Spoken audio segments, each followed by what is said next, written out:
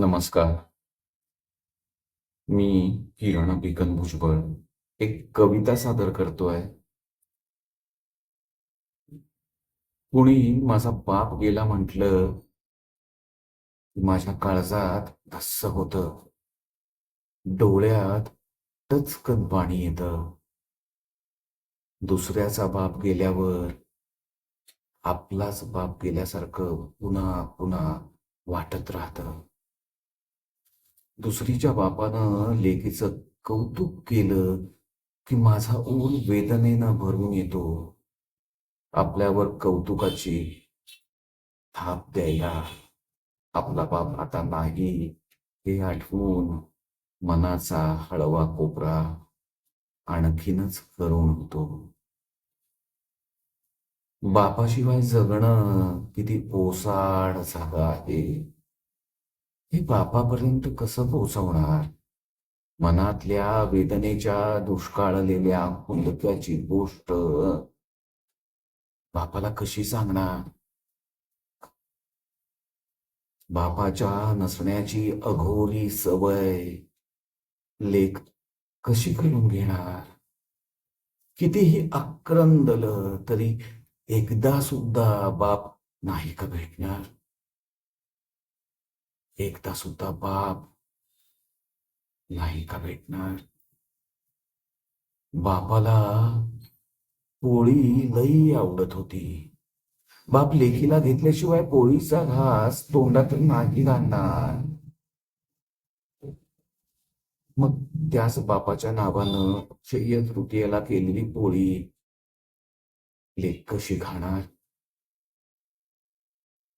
मग त्याच बापाच्या नावानं अक्षय्य तृतीयेला केलेली पोळी लेक कशी खाणार? बापाच्या फोटोला हार घातलेला पाहवत नाही.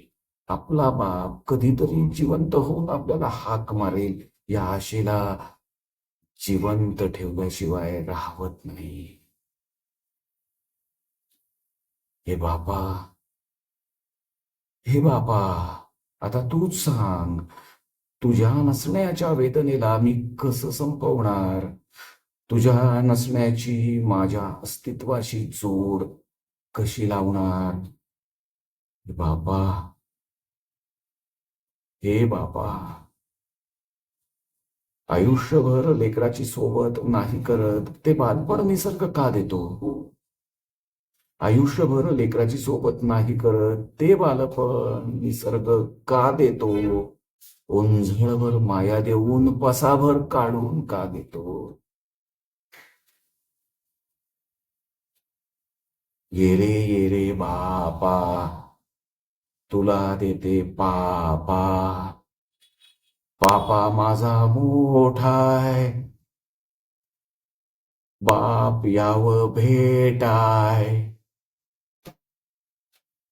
ये ग सरी, माझ मडक भरी.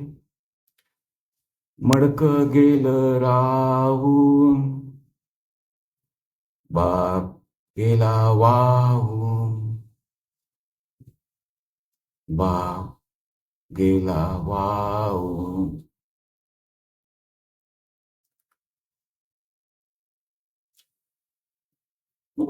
ही कविता होती कवयित्री लक्ष्मी यादवांची. ये ग सरी, माझं मडक भरी. मडक गेलं राहून, बाप गेला वाहून.